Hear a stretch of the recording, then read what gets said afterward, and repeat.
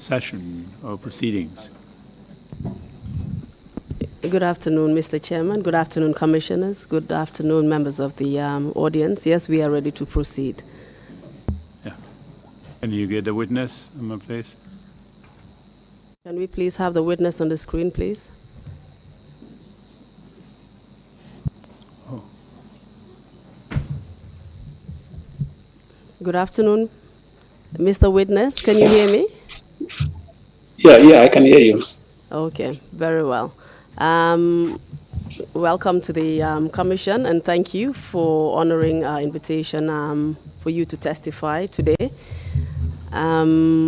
Before we start, I would just like to affirm you, since you are not in the jurisdiction of the Gambia, you cannot be sworn. So if you can just please repeat after me. Sure. I affirm. I affirm. Please state your names. Musa Saidykhan. I affirm that I will tell the truth. I affirm that I will tell the whole truth. The whole truth. And nothing but the truth. Nothing but the truth. Okay, I think we just need to repeat that because I could hardly hear you. Just let's repeat again. I, please state your name. I, Musa Saidykhan. Affirm that. Affirm that. I will tell the truth. I will tell the truth. The whole truth. The whole truth. And nothing but the truth. And nothing but the truth. Okay, thank you very much. As you know, we have already been introduced. My name is Sagar, and I'll be leading you today in your testimony. I would just like to go through a few housekeeping rules with you so that your testimony can be given in a very easy fashion. Okay. Just remember to take things slow whilst you talk to us so that the interpreters will be able to follow your testimony because they will be translating, they will be interpreting your testimony into the different local languages. I'd like to remind you that you have a duty to tell the truth at all times. And I'd like to provide you with an overview of the different topics that we will cover today. We will briefly go through your biographical information, including your personal details, your educational background, your professional background, and some of the newspapers that you worked with, like the Daily Observer newspaper and the Independent. However, we will not focus on those elements of your testimony. What we will focus on is your arrest and detention in 2005, as well as a subsequent arrest, detention, and torture that you experienced in 2006 at the NIA. We will then look at the impact this has had on your life, and commissioners will have an opportunity to question you, and then you'll be given an opportunity to say a final word to the Gambian public. Is that clear? Okay. Yes, clear. Okay. Are you ready to proceed with your testimony? Yeah, I am. Kindly give us your full names. Musa Saidykhan. Where do you live? I currently live in Grand Rapids, Michigan, United States. And where are you originally from? I was born in Jara, Kanikunda. And where is Jara Kanikunda found? In Jara West, Lower River region. And what is your profession? Can you please repeat your answer? Journalism. Can you just give us a brief rundown of your educational history, just very briefly? Tell us where you went to primary, secondary school, and higher education. I went to Kanikunda Primary School from 1980 to 1988, Muslim High School from 1988 to 1993. Then I went to Gambia Technical Training Institute from 1995. And I also attended Grand Rapids College in the US. Yeah. Sorry for interrupting you. Give us a brief summary of your professional background, please. I started analyst in 1997. I started as a reporter on 90 and 2000 and 2000. I became a reporter at the Daily Observer, and from there I worked with different organizations, including the Entrepreneur, The Point, newspaper, and Citizen FM. I also reported for Pana News Agency while I was in the Gambia. And also I became the editor of The Independent from April 2005 to March 2006. And after, when I went, I worked for Afro News Agency. I was in charge of the department. I was covering 15 countries. And I also did a research on laws while I was in Dakar. Also in the diaspora, with the help of other colleagues, when we found that our country needed help, even though we had wounds to heal, we still believed that we need to give back to our country. We came together to do our activism in a different format. That is to create online newspapers and radio. I edited Kibaro News, and later we founded Cairo News. So that is my background as a journalist.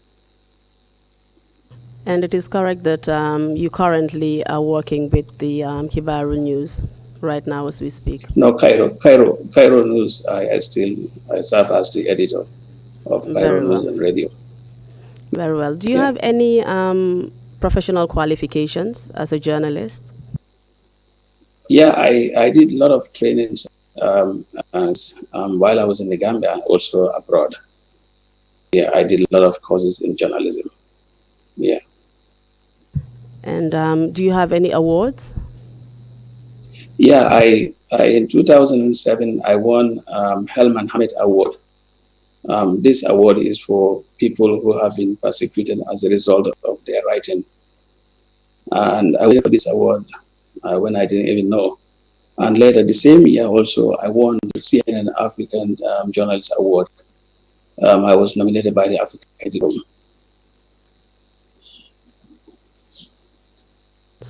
And we'll just start with your career at the Daily Observer newspaper.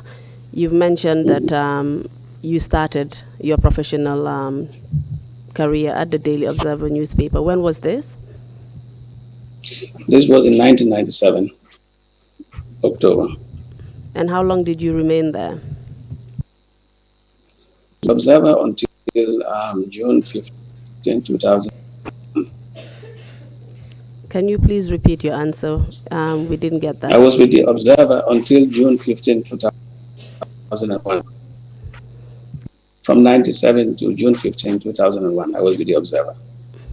Very well. And can you just tell us the different positions that you held when you started to the point that you actually remained there? Well, at Observer, at first I started as a freelancer. And later I became more attached to the sports department. I worked with Lamin Cham at the sports department. There was a time when he went on vacation, I would take over the sports. And also at the point, used me as a utility staff reporter. That means wherever they feel necessary, they always lock me there. At one point, I was going to functions at State House. I was going to court. I was going to political. So basically, I was a general, reporter at the Observer until June 2015. Mm-hmm. Please go ahead. Yeah, when 8 of us resigned in protest against editorial interference. And can you just give me an example of editorial interference that you experienced? Well, so many things happened. Number one, at some point we realized that Yame was never happy each time you put his picture alongside with any other person, including, for instance, you put his picture with Lamin Wajwara. So in his dictatorial mind, He believes that you are comparing him to that complaint was there, but that was not a major issue. The major issue was when the management decided that Lamine must not be making news that was simply because Lamine Juara, they see him as a firebrand musician. And also the other issue was that two of our reporters went to National Youth and one in Basse, and there was a story that the Observer published, and the management was not happy about the story. The story was there were some APRC talks in Basse who make sure that Western Union caps that were donated of whenever was those caps represent yellow, and yellow represents UDP symbol. So that story was published on the Daily Observer. So the management thought that those reporters who went to Basse were the ones who authored the story, but case. So those reporters were going to be, if I could remember, Ali Badra Sise and Pam were the two who went to Basse. So these compounding issues, because of them, we decided that the editorial department we have to resign in protest, because Buba Balde, when he became editor, when he became manager in 1990, he assured us that editorial interference will never take place, but now they started. So we have to do something, and fast. I'll just repeat some of the evidence that you just gave. The line is quite bad, and some of the things you said we've missed. But mainly you said that the editorial interference that you experienced was mainly covering opposition stories, and in particular you mentioned Lamine Juara, and the fact that you were not allowed to cover stories on him. Is that correct? Yeah, it's correct. You also mentioned the fact that the government was so paranoid that even Western Union hats, which had a bright yellow color, was offensive to them. Yeah. Okay, very well. Let's not, I really don't want to concentrate on your career at the Daily Observer newspapers. We have a lot of ground to cover in a very short period of time. So we'll move on to your career at the Independent, because when you left the Daily Observer newspaper, as you said in your professional experience, you did a bit of freelancing in between those years, and then you moved on to the Independent newspaper. And when was this? This was in March 2006 and 5. In April 2005, April. And at this point that you joined the Independent, what position did you occupy there? I'm editor-in-chief. And who did you take over this position from? From Ablai C. And what happened to Ablai C? Why did you have to replace him? Well, Ablai, he left somehow unceremoniously. Later we discussed, there were a lot of issues, but mainly of the mistreatment he had gone through. Here was he who had, enjoyed a lot from the government, or in the hands of the government. So to the extent that he felt there was time for him to leave and save his life. And also this came few months after Data Hydra was gone down. So the Independent was there without an editor, and the owners were concerned, and they channeled this matter through the Gambia Press Union, particularly Demba Jao. And it was them who actually contacted me and assured me somebody needed to go there and bail out the paper, because if the Independent was allowed to sink at the time, it was going to be a defeat to the press, to the whole fight against dictatorship, and also to maintain press freedom in the country. I discussed with my family, and my family agreed, asking me to be cautious, knowing fully that it was leveled. But with faith, I decided to go there, knowing fully that there would be dangers, but I was committed to doing the job and making sure that it crumbled. Hello, Mr. Saidykhan. We're actually missing some of the important things that you're saying. Can you hear me? Yeah, I can hear you. Okay, I'll just go through some of the things that you said and ask you a few questions to clarify. You mentioned some of the Mhm. mistreatment that Mr. C received whilst he was editor at the Independent. Yeah. Can you just explain, give us a few examples of what he actually went through, the dangers that he encountered, and you also said that his life was in danger. Can you just give us a brief rundown on that? Yeah. The driver that was driving Ablaisi became my own driver and manner. Based on his testimony to me, he told me that he had enjoyed a lot of pain in the hands of the Jamaican regime. That at one point he was even in the restaurant that was too independent, and he was kidnapped there. Little did they know that the editor was kidnapped, and they were waiting for the paper to be edited and then gone for printing. So later, from the restaurant informing them that your editor was sick and he was left at the mercy of. Later, he was left at the mercy of. So C was. I understood he had malaria. He almost lost his life. So also, I understand that the family also was prevailing on him, just like all of us. So these were some of the accounts I had. So when he went, the Independent was somehow kind of in disarray because they needed somebody, help them out because they were also at the time. So I felt that somebody needed to go there and bail out. You mentioned that he was kidnapped. Can you tell us how he was kidnapped and by whom? They said, they came with him and bundled him inside the car and left with him while people were inside waiting for him to come and edit the paper and send the paper for printing. And do you know if anything happened to him whilst he was kidnapped? So they said he was taken to detention and he was left at the mercy of mosquitoes. And he later contracted malaria.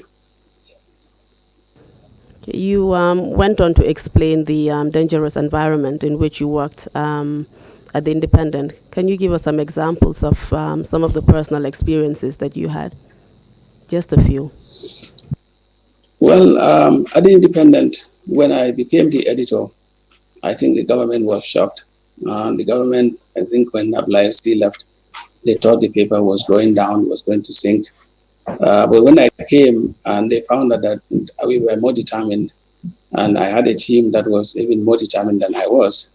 So they felt the government started pursuing us, but in different formats. But this was the same paper whose offices were burnt and also whose printing press also was burnt. So Independent had a history of persecution in the hands of the Ajami government. But when I came over, the same thing they wanted to continue, but in different format. In 2000 and May 2006, a month after I officially took over the Independent, we had problem with printing. They denied us printing because Observer was printing us. And when the government became aware that Observer printing press was printing Independent, they decided to stop us from printing there. And we went to all the private printers in the country. They all refused us printing simply because they were telling us that the risk was too high for them. And at one point, we were discouraged and even wanted to go, outside the border, for instance, Kaulak, to go and get the paper printed. But we were told that if we had done that, our printed products, would be confiscated at the border because the government also was waiting to do that. So then we put heads together. We consulted the owners of the paper. And also the American ambassador was also concerned, just like any other person in the country, knowing fully that Independent's absence in the newspaper market was not beneficial to the country. Then he summoned us for a meeting at his office. If I could remember his name, he was Joseph Stafford. And it was there that he told us that, look, the size of the paper may not matter, but the quality of what you produce. So go and print Independent on A4 size as a sign of defiance. And we started doing that. And when we did that, we had a lot of support from the public. And also printing that small paper also became a problem because we didn't have the infrastructure or the machinery to do it. So then I decided to write a proposal, and I forwarded it to Action Aid through the communications director, Usman Ba. And I had a meeting with the director of Action Aid, Sanyang. And finally, he actually approved us for a printer, and then they gave us printing products as well. So basically, that were some of the efforts we were doing, trying to make sure that we build the independent out. And during your tenure, it is correct that you also did an overhaul of the management structure and did some reform which really improved the business outlook of the paper. Is that correct? Yeah, actually, when I came to the independent, I was determined to go there because as an outsider, I was seeing a lot as compared to other people who were not there. So that is natural. So when I found out that independent, I saw some of the loopholes I believe I can make difference in. Immediately I came, what I actually focused on was the language of the paper. For most people, before I even joined independent, what they complained about was that the language for the independent was not somehow friendly. They said it was too high sounding for them. So I said, okay, I want to bring the language of the independent to the level of even somebody in primary five, because that person also has a duty to participate in national development. How would you participate if you don't have a clear understanding of what is in portrait? So I also was being printed without me. So 6 months later, I decided to travel. I remember when I wanted to travel to Guinea Conakry, Baba Gale, who was the one of the owners of the paper, raised some concern that how can you travel? You know, how do you handle that? But I told him that already this was something that I had worked on, and I was happy that I was traveling and the paper was being printed, and that was the kind of difference I wanted to make. And I was happy that the team spirit that I was trying to put in the team had worked. Just going back on some of the things you said, you mentioned Mhm. the arson attacks. It is also correct that several staff of the Independent were also illegally arrested and detained at various points. Is that correct? Oh yes. Independent had a history throughout. From day one, Independent started, it had a history of persecution, history of arrest, history of torture of the staff. Independent has gone through everything. And what motivated you as a journalist to work not only for the Daily Observer but also for the Independent and to do the work that you did as a journalist, especially during those times when being a journalist in itself was a dangerous profession and it was a risk to your life? Well, my desire to become a journalist is simply because I wanted to correct injustice. I wanted to tell truth to power, and I also want to be the voice of the voiceless people. Because this was the time I found out that the community that I used to live, Fajikunda, a lot of events were happening there. They may be small, but they also were important. And I believe that my community also needed to be covered. And all these events will go unnoticed. So I said, okay, somebody also needed to do that. And I also found out that there are a lot of repressive activities going on in the country. For instance, my own brother was one of those who was physically malhandled in 2000 and 1996 at the buffer zone. He was one I'm of those sorry, who had a fracture. Mr. Witness, Mr. Mm-hmm. Saidykhan, Yeah. I'm sorry for interrupting you, but I've been Mm-hmm. told on several occasions that the Mandinka interpreters are finding it difficult to keep up with you. Oh, So if you oh, can just sorry. please take your time and Mm-hmm. go at a slower pace to keep up with them. Thank you. Okay. Yeah. What I was saying was that one reason why I became a journalist was I wanted to make sure that I became a voice of the voiceless people. I felt that my own community, where I used to live, Ajikunda, a lot of events happen there. Some of them may be minor, but they are important to those people and they were not covered. And I also felt that there were a lot of things that were happening in the country. I see them as unjust. For instance, at the Baba zone, my own brother was one of those people who had fracas with soldiers there. And this was somebody who was just a spectator when UDP was coming from the province with their envoy in September 2006 and 1996. So I felt that somebody needed to tell truth to power because the way I saw power being managed for me was not fair. Because when I was going to school, we all felt that the Jawara regime was not doing the thing the way we wanted it. Now we had a replacement, and the same thing continued. So somebody had to stand up. So I felt that as a citizen, no matter how small my activities would be, but they would also make an impact. Indeed, Mr. Witness. Can we now move on to your first arrest and detention in 2005? Can you tell us how that happened? Well, it was in October 2005 when I went to South Africa at the invitation of the Africa Editors Forum. I was representing the Gambia at the West Africa Editors Forum and also at the Africa Editors Forum. And I went to South Africa. It was upon the invitation of this former South African president, Thabo Mbeki. He invited us. Thabo Mbeki started African Renaissance program. And the idea that he was trying to inject in African journalists was African stories needed to be covered by Africans. We have to own our own stories. If we don't, or we allow others to tell our own story, it will be a single story and it will not be perfectly told. So I was in South Africa upon invitation of Thabo Mbeki.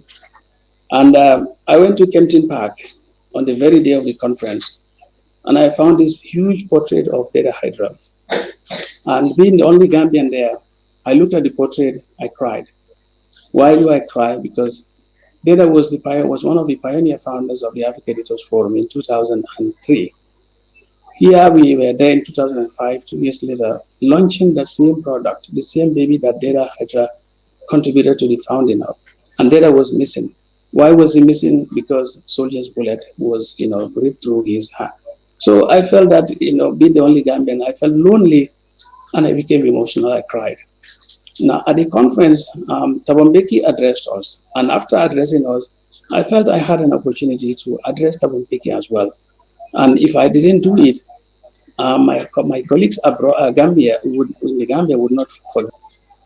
Then it was then that I decided to address Thabo Mbeki publicly, telling him that, look, when South Africa was going through apartheid, the entire African continent was in solidarity with South Africa, including my small Gambia. But now South Africa has achieved all, has got democracy, and has got one of the biggest economies in Africa. South Africa has started turning its back on its brothers, and it wasn't fair.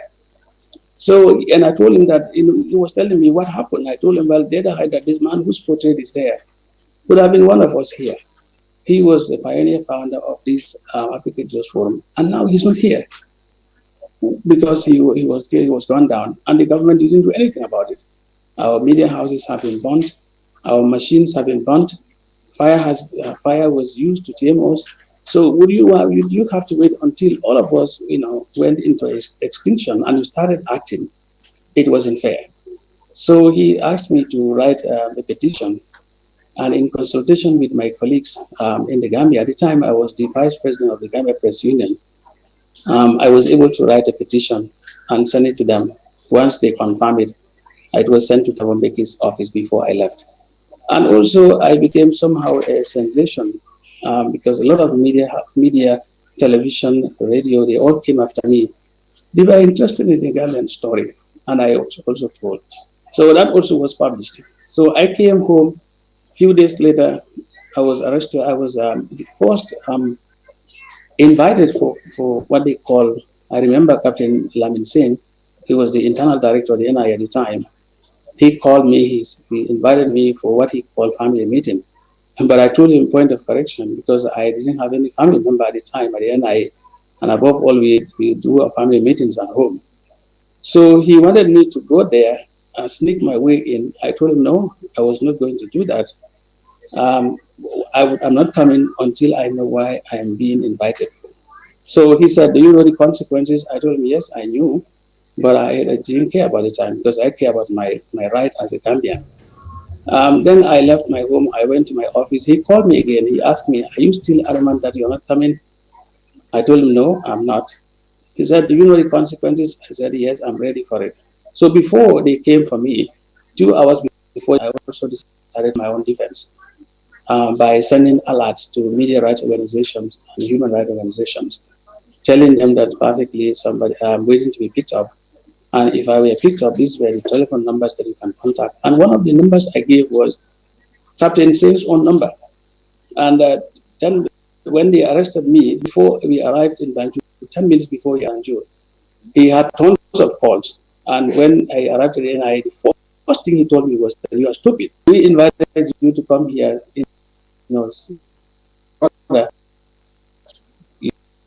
refused to come. All these pressures coming. Pressures were making an impact. Sorry, Mr. But Saidykhan, I missed, sorry, some of the things that you were saying. I'll just go just a little bit back to recap. You knew that the consequences of not honoring an invitation by the NIA was that you would be arrested. Is that correct? yeah, I knew about those. Yeah. And also, just going back to your conference in South Africa, you said that you were asked to petition. Who was that petition going to be directed to, and through whom would it pass through? Well, I gave the president at the time of Africa Editors Forum, Matata said, who also happened to be a South African and was very close to Mbeki as well. So when I handed over the petition to him, he also forwarded it to South African President's office. But the petition was about Yahya Jammeh, that he was at the helm of affairs and he didn't do anything about all these things happening. So they were condoning, which why? Because they were also involved. They were involved. They were the ones who were perpetrating the events. So you directly petitioned ex-president Yahya Jammeh? Yeah, ex-president Yahya Jammeh. Yeah. And what was going through your mind, Mr. Saidykhan? I mean, you knew what the Gambian environment was. You knew the danger that you would be in if you criticized Jammeh much more directly, petition him, and you did not make your identity a secret. I mean, what was going through your mind? I would just like to know. Yeah, I was thinking that if all of us run away from the chicken, there won't be any food. Somebody has to go there, allow his or her to be burnt for others to eat. So I felt that I shouldn't be selfish, even if I had to lose my life, but I have to make an impact. And also probably by taking that action, I may be saving lives.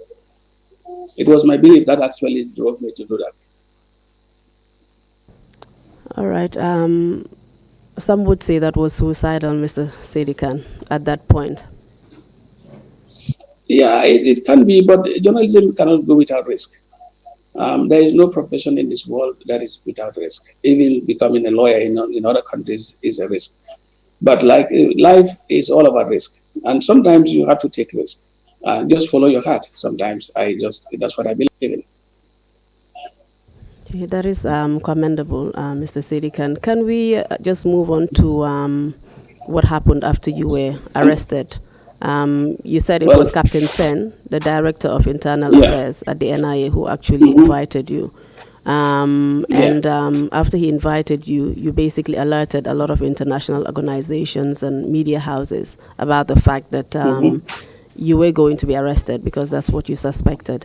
Were you eventually arrested, and by whom, and what happened after that? Yeah, I was arrested by a team of four NIA officers. They came with a tinted glass vehicle. They whisked me inside the vehicle. At the gate of the NIA, they seized all my belongings, my phone and personal belongings.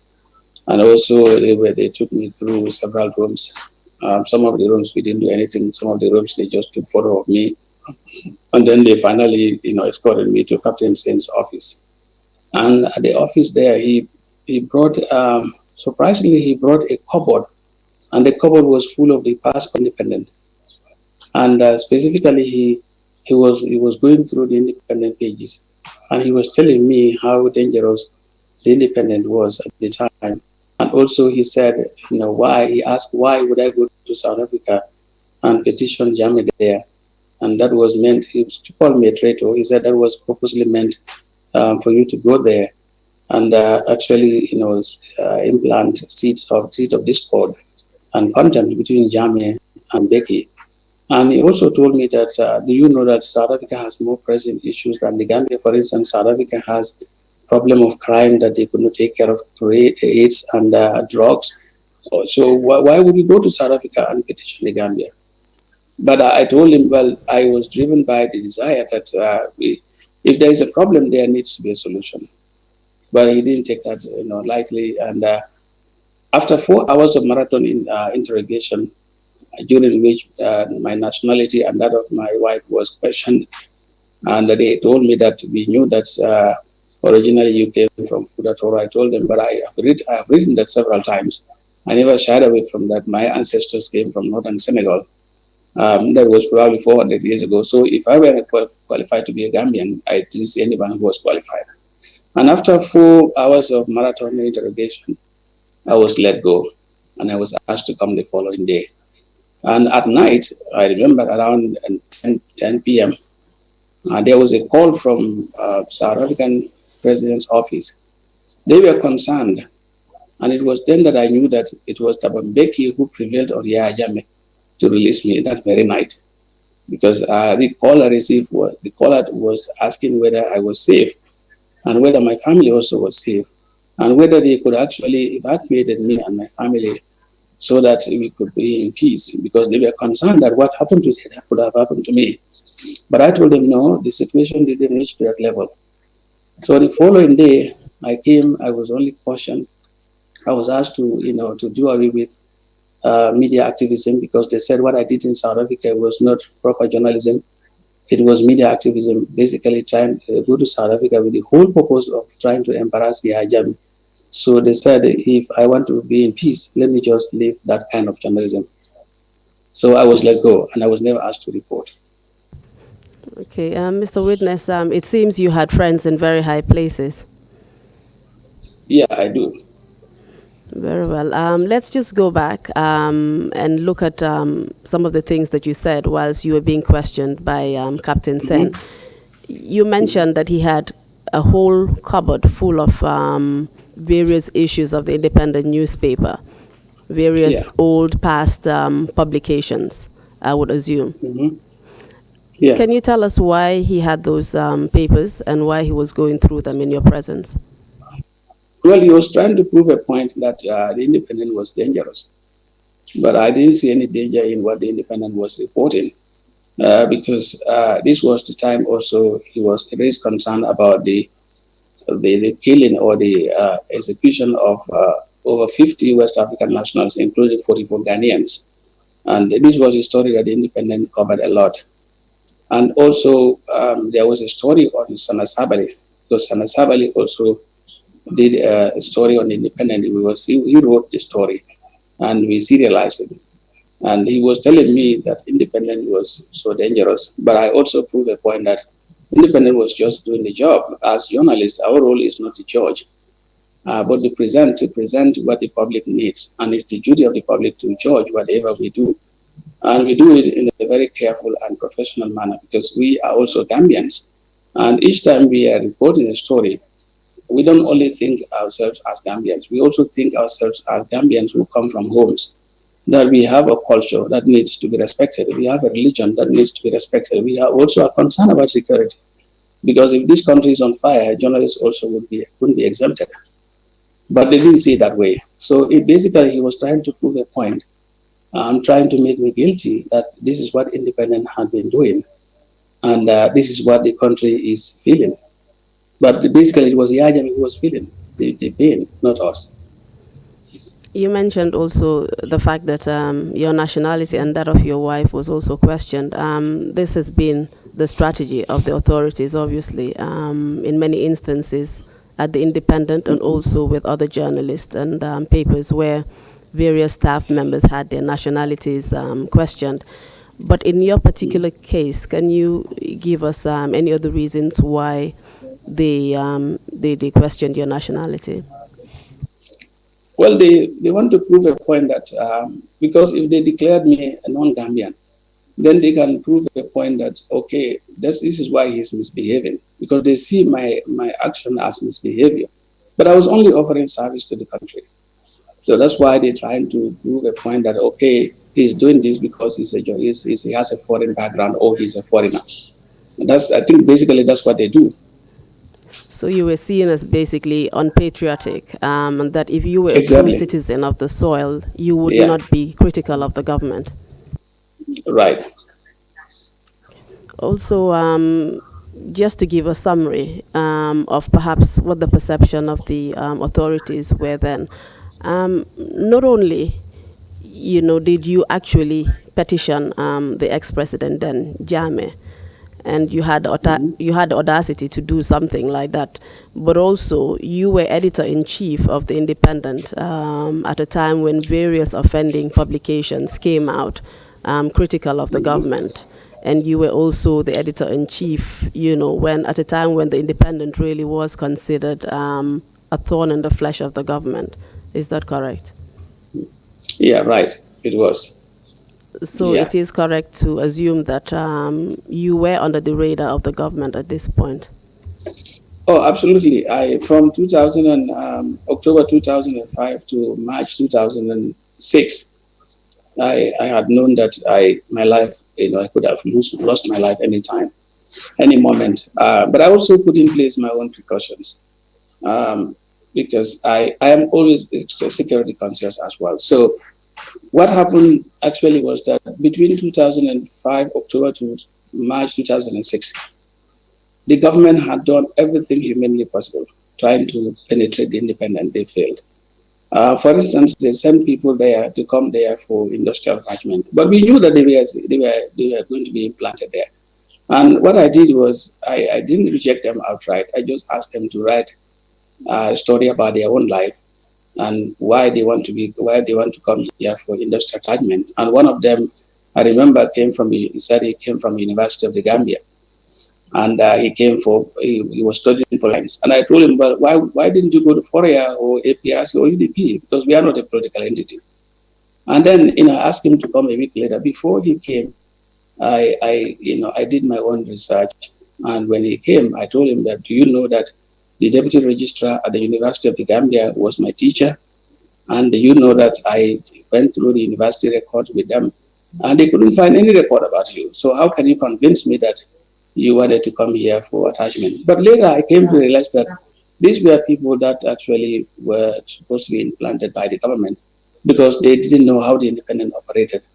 And they want to have some people within us so that they can be able to infiltrate us. And the other strategy they used was they wanted to use some nice girls so that when they came to see me in private, they can just create a crime. Like NIA will be around the shop within the vicinity of the Independent, and they will send these young girls to come and seduce me. But me, I was always very careful, very cautious. Each time, some people like them come, they want to see me in private. I always called my secretary to come and take the minutes. They felt uncomfortable. And they always tell me, oh, we wanted to see you in private. Why do you call a secretary? I also, well, but if this is a public office, so if you want to see me in private, come to my home. So you did not fall in the trap of these beautiful girls, Mr. Saidykhan? No, I didn't. That's more than can and be even said for eating many at the men, restaurant, eating at the restaurant, I was concerned. Even eating at the restaurant, I was not doing it because all was to put some precautions because I knew the type of government we were operating with.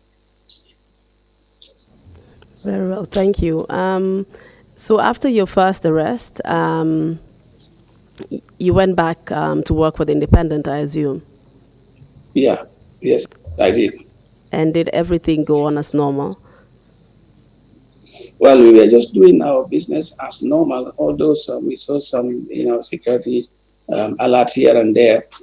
And surprisingly, sometimes even the former NIA director, the late Daba Marina, would call me and give me some tips. So I was thankful to people like him. Some people within the security forces, they will call me and give me some tips because they all told me that you are a young man, you have a future ahead of you, we love you, we don't want you to fall into trouble. And the late Daba Marina, was he the Director General of the NIA at the time you were? Yeah, at the time he was the Director General. Yeah. Sorry, at the time he was. Okay, sorry, Mr. Saidykhan. Just allow a few seconds so that our speeches do not overlap. Oh, no problem. Okay. Yes, he was. All right. Can we move on to your second arrest, detention at the NIA? When was this? This was on March 27, 2006. midnight. And can you tell us who the arresting team was? Well, I went to bed already. Um, I had a knock on my door. When I opened the door, one Malamin, Sergeant Malamin Sisi, I think he was a CID, he told me that, are you Mr. Saidykhan? I said, yes. He said, for your information, you are wanted at the Saidykhan police station. And I told him why. He said, no, you will know when you get there. So I put on my clothes and I followed them. But he was escorted by, soldiers. And later I realized that they cordoned off my home, the whole, vicinity. Neighbors came, some of them were even crying. So they took me away.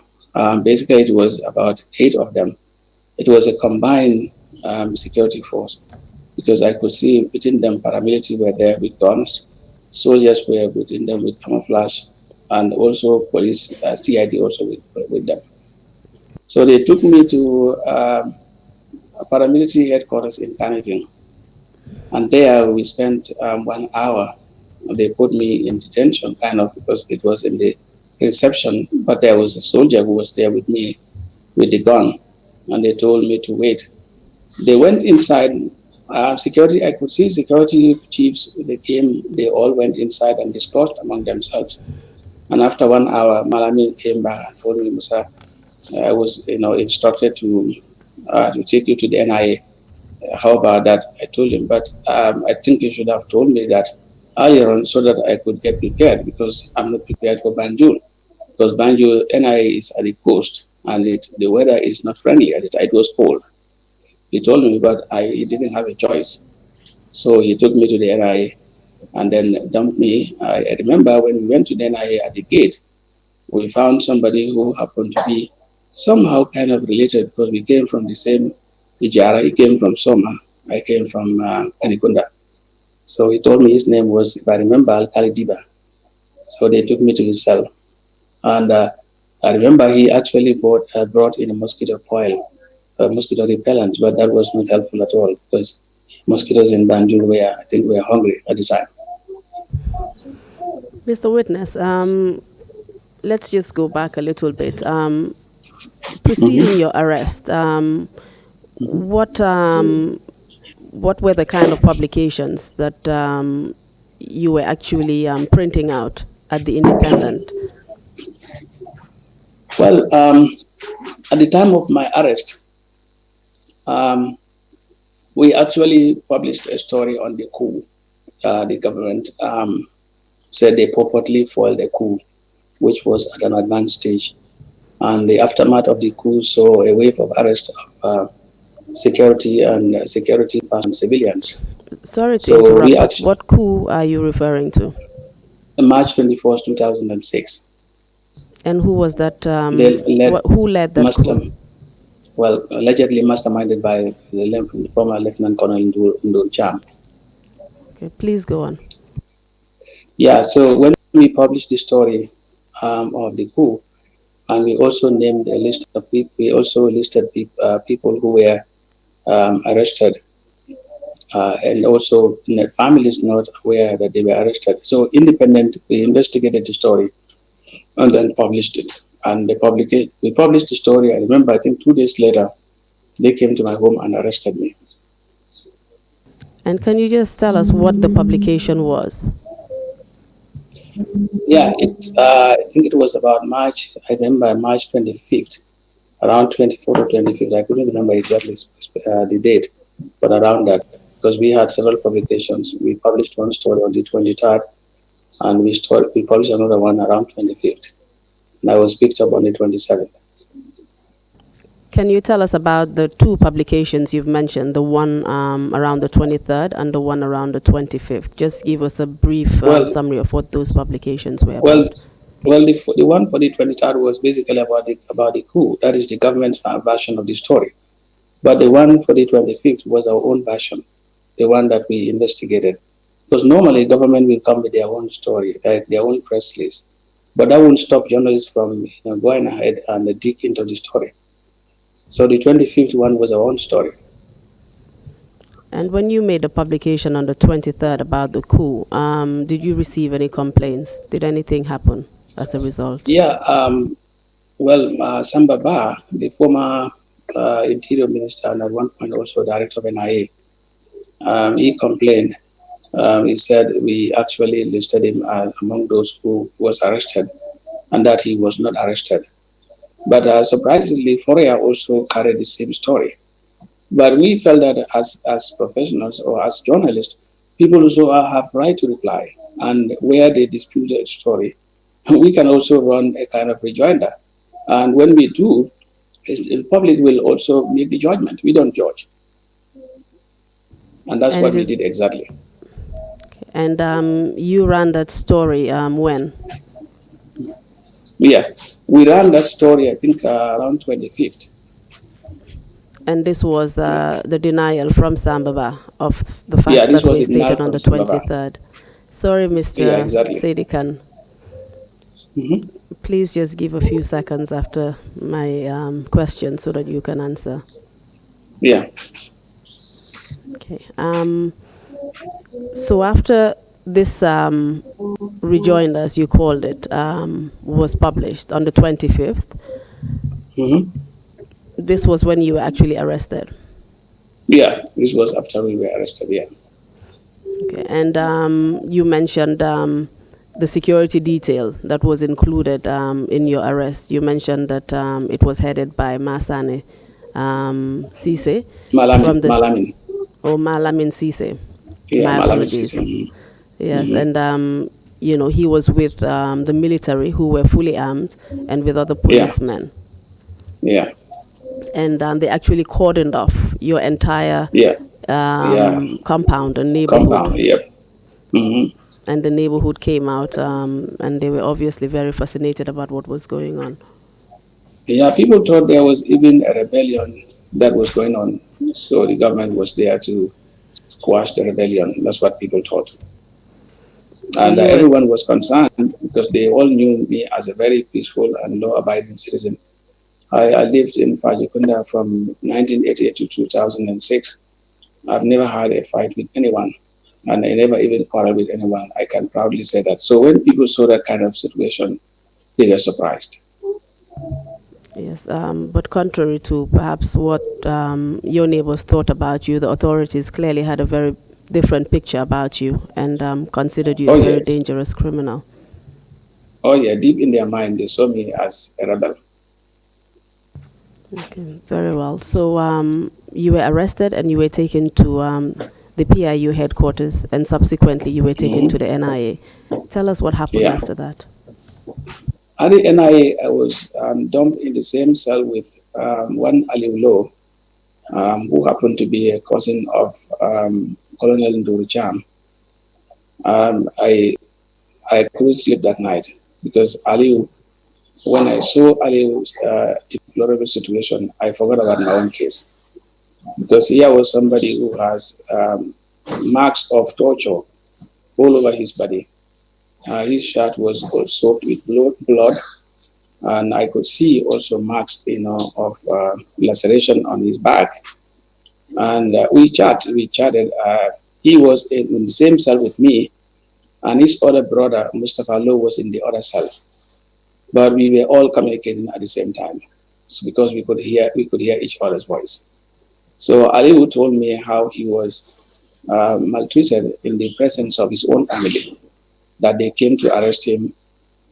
They physically malhandled him. He was beaten, so badly in the presence of his own family, including his wife and kids.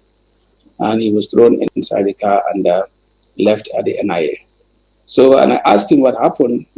He told me that he actually was the one who was called by one of the persons who was also accused of taking part in the coup, or who was Aliu Job, the former Treasurer General. Aliu Job called to come and pick the money. So Aliu Low took the money to Nduricham so that Nduricham could escape to think Farado or United Farado, where Mustafa Low lived at the time.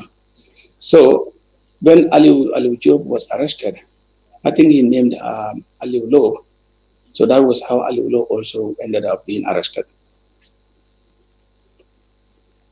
And what subsequently happened to them? Well, the following day, they came and took both of them out. I remember they took Mustafa Low first, and Tumbul Tamba came with heavy artillery. He was with machine gun and others. He actually was telling Mustafa Low to tell them where the kind of shirt or clothing Duricham was wearing. Otherwise, he was going to dig his own graveyard. So I thought that was going to be the last day for him. And then when they took them, I think perhaps for a conference, to the conference room, they brought in Aliu Low.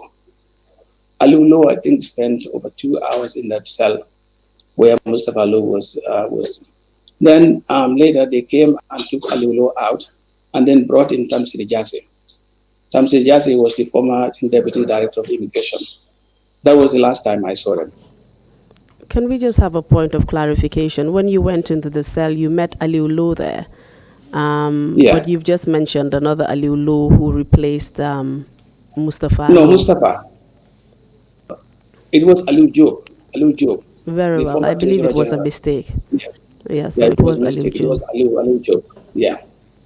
And you said it was Tumbul Tamba who actually came to collect Mustafa Low from the cells and take him up to the conference room. Tumbul asked me about my names, and I told him, and he told me, and I told him, I don't know. And he asked me, what are you? What is your profession? And I told him I was a journalist. He said that you knew why you're here. And he started his threats. He was telling me that you people will go and comment about the country, but you'll find out why you're here. Then he left. And do you know whether the different people you mentioned who were detained in that cell were actually being investigated by a panel of investigators? And do you know what for? Well, I think it's all about the coup. It was all in relation to the coup because according to Mustafa Low, when he hosted Ndur Cham in his home, I think for almost a week, Ndur, he was the one who actually was running errands for Ndur. He was the one who went to Brikama to exchange the money, converted into Sefa.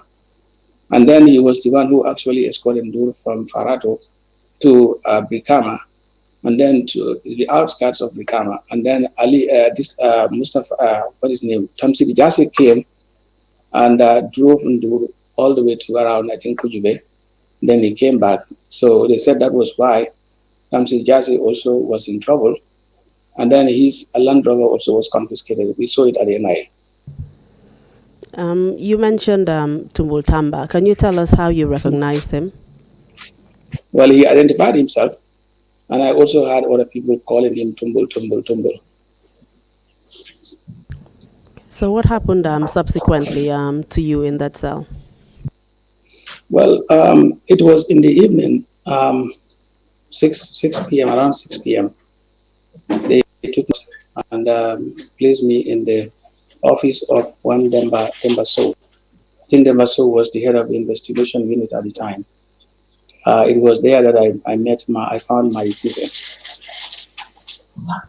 And these cells that you were detained in, were they actually part of the investigation unit, or were they in any other part of the NIA premises? I think there's a hallway between the two. Sorry, can you please? I think there is a hallway between the two. A hallway. You pass through. It's just adjacent to each other. And at the time, who was heading the investigation department or unit? It was somebody. I know Demba Sow. Okay, so what happened when you were taken there? I met Marisisa there. We just chatted briefly, and then a few minutes later they brought a Mercedes Benz, and then whisked us into the Benz and drove us to police headquarters in Banjul. Can we just look back a little bit? I'm just curious to know whether at any point from when you were actually arrested at your house, taken to the PIU, and then subsequently to the NIA. Were you at any point told why you had been arrested or why you were being detained? Well, on our way to Banjul, I asked Malamin Sise why was I arrested. He said he didn't know. And I asked whether it had anything to do with the coup. He said no, he doesn't think. So you were told that you were not told the reason why you were arrested, but No, he I told wasn't. you that it had nothing to do with the 2006 coup. Yeah. So you were Because I thought the transported government was with. about to. Sorry, I thought the government was about me as among us people who were among the coup plotters. So Malamin told me that he doesn't think my case has anything to do with the coup. All right, thank you. You were then transported, you said, together with one Madi Sise. Can you tell us who Madi Yeah, Sise was? Mari was the general manager at the Independent at the time. And is he the same Madi Sise that just testified before the commission today? Yeah, it's the same Mari. Yeah. Okay, please tell us what happened. From there, they took us to Banjul police station. And at the Banjul police station, the police on duty, I remember his name was Alkali Bojang. I knew Alkali before I even got into trouble. And they handed us over to him, and they told him that we were supposed to be detained in total communicado, and that we must not talk to anybody. So they put us in the same big cell with other common criminals. But because of my relations with Alkali, he came back, he saw me personally, he told me, what do you think he could have done for me? I told him, well, because we are friends and we knew each other for a long time. I told him, well, I really appreciate, but I don't want any money at this time. I don't want any food. The only thing you could have done for me is I gave him telephone numbers of Demba Jao and Makalo, who was my editor at the Independent at the time. I also gave him the telephone number of my family. So I told him they put us here because they didn't want our families to know about our whereabouts. So can you please do me a favor and extend news to our families and these people that we were here?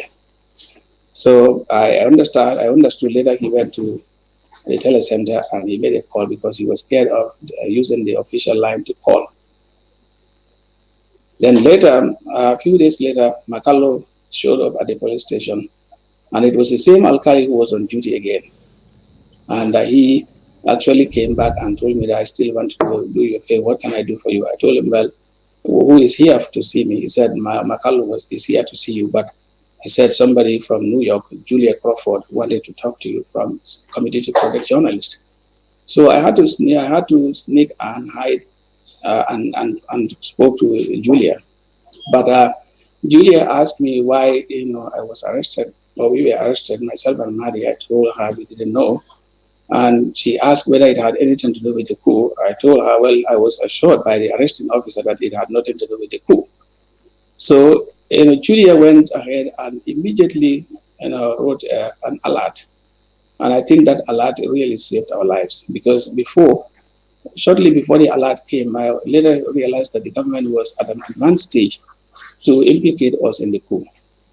But when the alert was published, the government felt that their hands were actually tied, so they couldn't press ahead with their intention.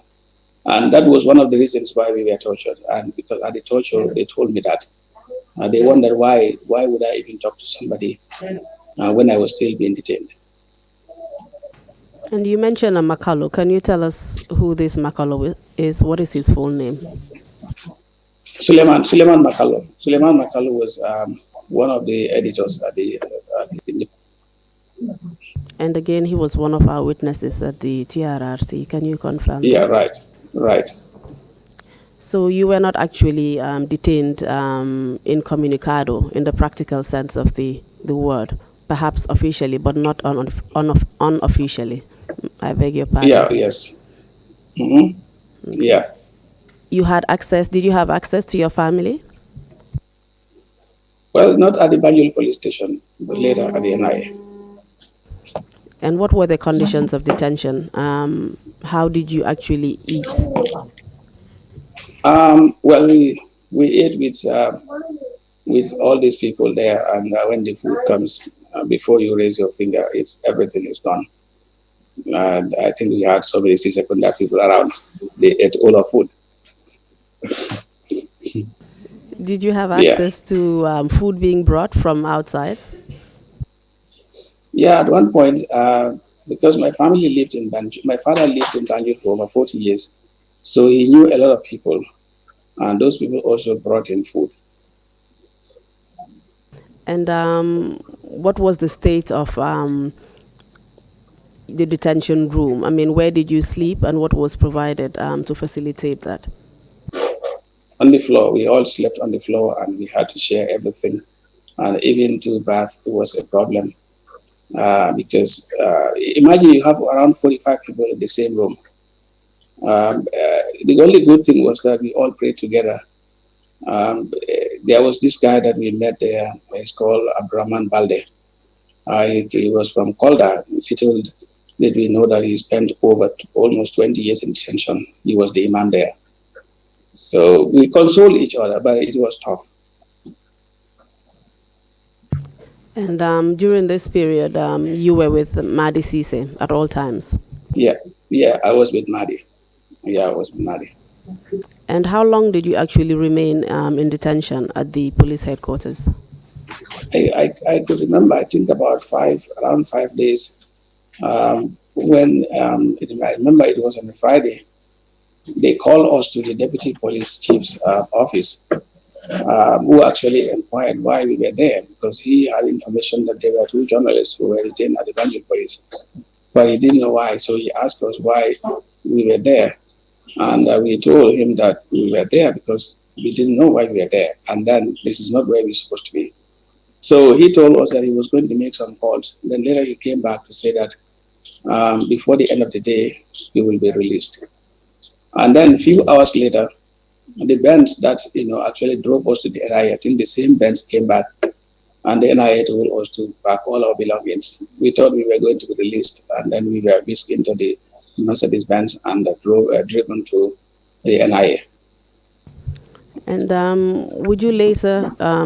did you later come to know what happened to some of the detainees you were with at the headquarters in Banjul, including this Abdurrahman Balde that you mentioned, who had been detained for, you said, almost 20 years or so?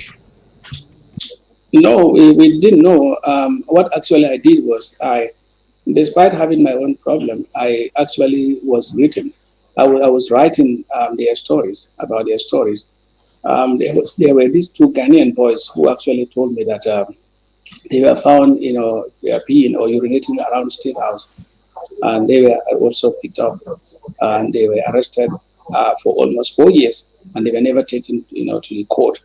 So we found out that all these stories, each of these people have a story to tell, and they were never, they never appeared before any court of law. They were denied due process.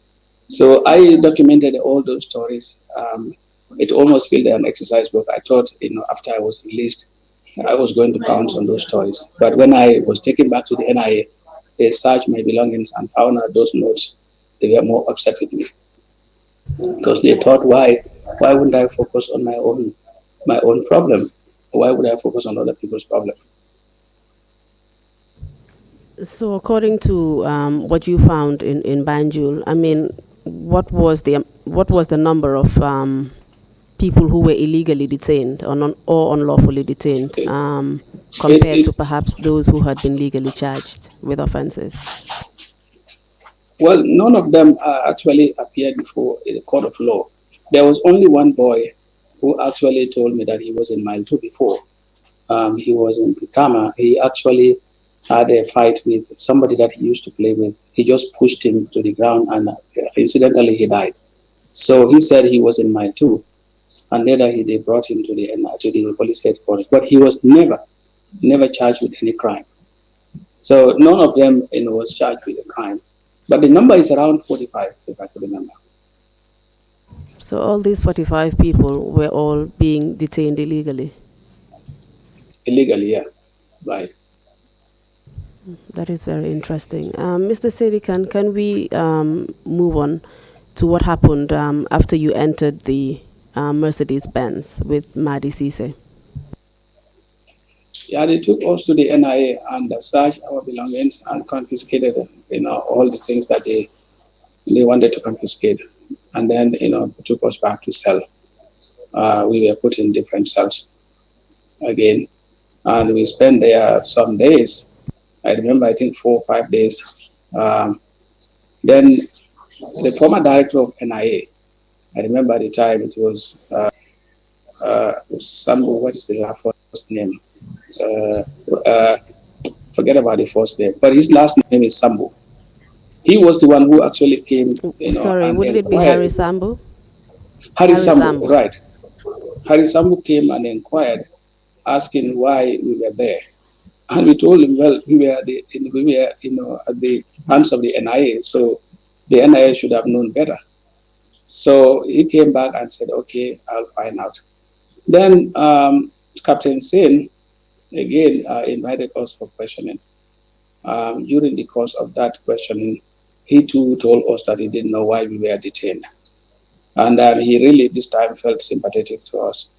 The only guy who was not sympathetic to us at the time was Ngorosek. Because he came, he was nicely dressed. He was asking somebody to brew China green tea or attire for him. And all of a sudden, he came and asked, in the middle of our conversation, why we were there. And when he was told that we are journalists, and he started apportioning blame on us, blaming us for setting the country on fire, that we didn't know the country we were about to set on fire is our own country. But we didn't respond. And then apparently a few days later, the same Goroseka also was arrested. And then he also was brought to the NIA. So we have seen it all.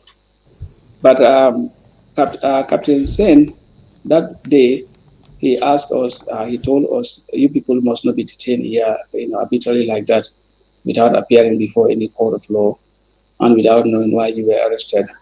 So he ordered the NIA to put us in light detention. And then also he ordered them also to allow us to have a shower, because at the time we were not having a shower. And then also there was this guy called Drame. Drame, I always call him uncle because my mother's last name is Drame. I think it's Ibu Drame. He actually provided Holy Quran to me when he knew that I can recite the Quran. He brought the Holy Quran for me. And he also, gave money to the NIA to do attire for us. And we had to shower. Sorry for interrupting you. You can complete your sentence. Yeah, I said, and we had shower as well. All right. After so many days. And this was all part of the light detention you mentioned. Yeah, before they allowed us to go to light detention, that very day, night, they allowed us to have shower first. And we showered. And light detention is opposed to hard detention, I assume? Well, they are totally different, because when they detain you in hard detention, that means they burglar-proof you 4 times, because you have to go through 3 different gates before you reach to the detention center in the hard detention. So, which means if there was fire, before even the NIA security, who usually will be at the reception, the distance between the two, if there was a fire or even a failure of whatever, before they arrived there, all of you would have been dead. But the light detention is different, because the light detention is basically you are at the reception. You remain there, you lay down there, they bring a mattress, you sleep there. But in the hard detention, you sleep on the concrete floor. And they also give you a bucket, to use as a human waste. You mentioned Ngor Who was Ngor Seka? Mm-hmm. At the time, he was the director of, he was director of operation, but after the March 21st coup, they promoted him and he became the deputy director general. And you mentioned that the director at the time was Harry Sambu. No, when the coup actually happened, it was Daba Marina. But Daba later was arrested and Harry Sambu replaced him. And at the point that you're just describing now, when you were in light detention, who was the director of the NIA? Harry Sambu. Okay. So tell us what subsequently happened to you. Then we were in light detention until on the 8th of April 2006, around 2 a.m. So a big vehicle came, tinted glass, black, and soldiers, they all alighted from the vehicle, and they were all in dark. Then they came and took Madi away. 1 hour later, they came for me, and they took me to the back of the NIA. I went through the hallway, and at the back, they told me that Madi was already, killed, that it was my turn. And then they started the torture. Sorry to interrupt, Mr. Saidykhan. I just want us to take this one step at a time. Can you tell us who actually came to collect Madi Cisse and subsequently you? Yes, the same people who, they are soldiers, later we came to understand that they came from State House, that they came from the President's personal protection. They were headed by Musa Jammeh and Tumbul Tamba. Was this group known by any particular name? Well, people call them different names. They call them Black, they call them Junglers.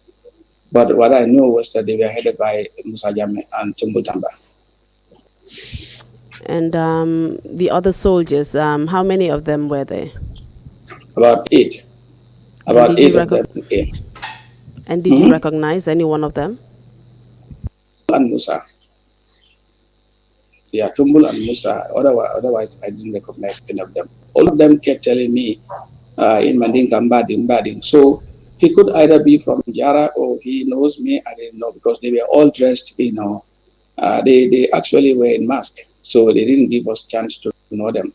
But I knew Musa because I knew his voice, and also Tumbul Tamba. And they also identified themselves. And who was Musa Jammeh? Musa Jammeh was the head of the personal protection to Yahya Jammeh. And who was more senior in rank, Musa Jammeh or Tumbul Tamba? Musa senior to Tumbul. Musa was the head of the personal protection at the time. So he was the one leading the group on that day? Yeah, he was the one leading. So you say Musa Jammeh, Tumbul Tamba, and the rest of the soldiers led you to the back of the conference room. And they actually told you that Madi Cisse had been killed and buried behind the perimeter fence of the NIA. Is that correct? And that's what they told What happened next?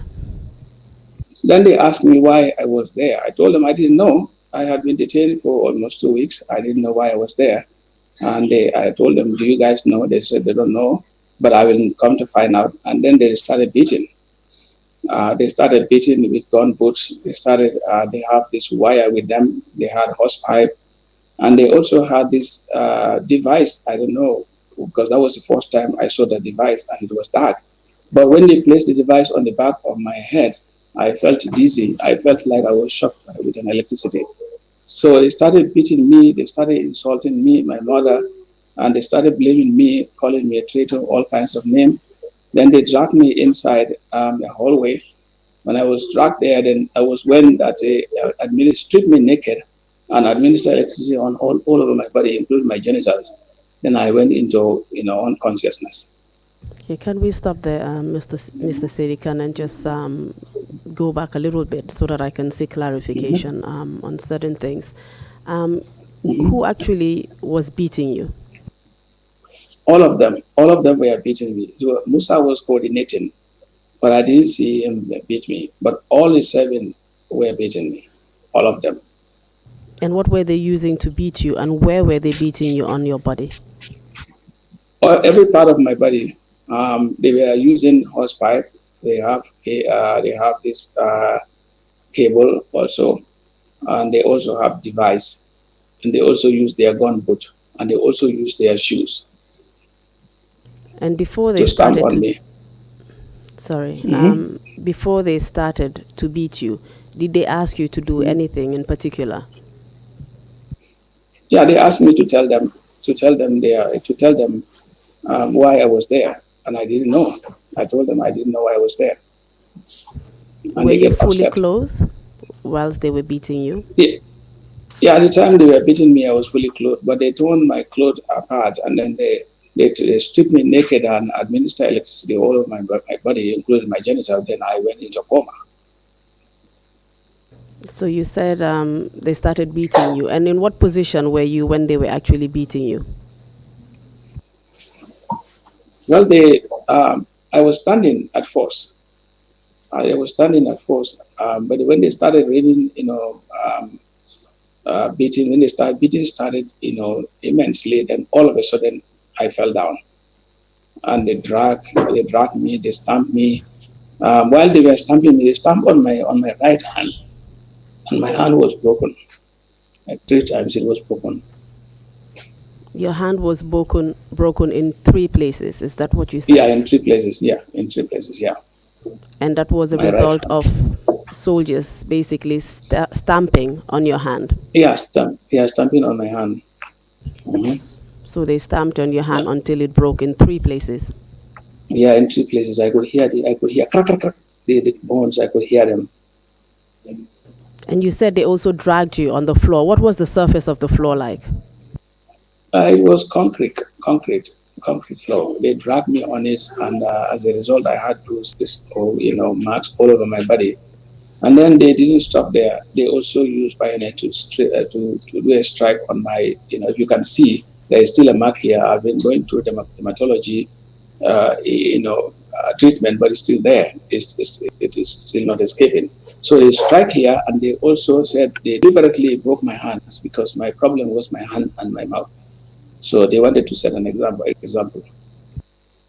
So they stabbed you with a bayonet on your right jaw. The bayonet, yeah, And they said the reason they did that was that the problem was with your mouth, and that is why they stabbed you. And yeah, the reason they broke your hand was that because the problem was always with your hand too. yeah. And what did they mean by that? That the problem was with your hand and with your mouth? Well, they said because what I write is always, kind of dangerous, and what I talk with my mouth is not something that other journalists were doing. I told them, but I was basically doing the same thing. So they were not happy because they said I went to South Africa and used my mouth, and I didn't stop there. I also used my hand to write a petition. And so they were going to destroy your hand and your mouth, which were Yeah. basically also the tools of your profession. Is that correct? Well, the goal was to paralyze me indefinitely so that I would not become a journalist again, because the only tools I have as a journalist are my mouth and my hand. And Mr. Saidykhan, you mentioned that this happened whilst you were outside behind the conference room. You mentioned that Yeah, subsequently you were also dragged inside where you were yeah, electrocuted. Can you tell us what parts of your yeah. body you were electrocuted on, and what the effect of that was? Well, all over my body, I was electrocuted all over my body, and I went into unconsciousness. And while I was there, I didn't know how long it may take. It may take 30 minutes. I didn't know. But what I actually came to realize was that I had Musa telling them that, oh, he's still alive. Stop beating him. He's not dead. But And it did was all you over my body. But when they administered on my genitals, that was the time I went into coma. you basically became unconscious as a result of the Yeah, electrocution? yeah, You couldn't take yeah, it anymore. right. And then you No, came through, and you heard the voice of Musa telling them to stop. you had to stop. Yeah, And then he realized that you were breathing, and he said, "It's okay, he's breathing." yeah. And what happened Mhm. next? Then they shackled me when they knew that now I was able to stand. They shackled me. They put chains on my hands and my legs, and they asked me to run. So I couldn't run, and they started beating again until I fell.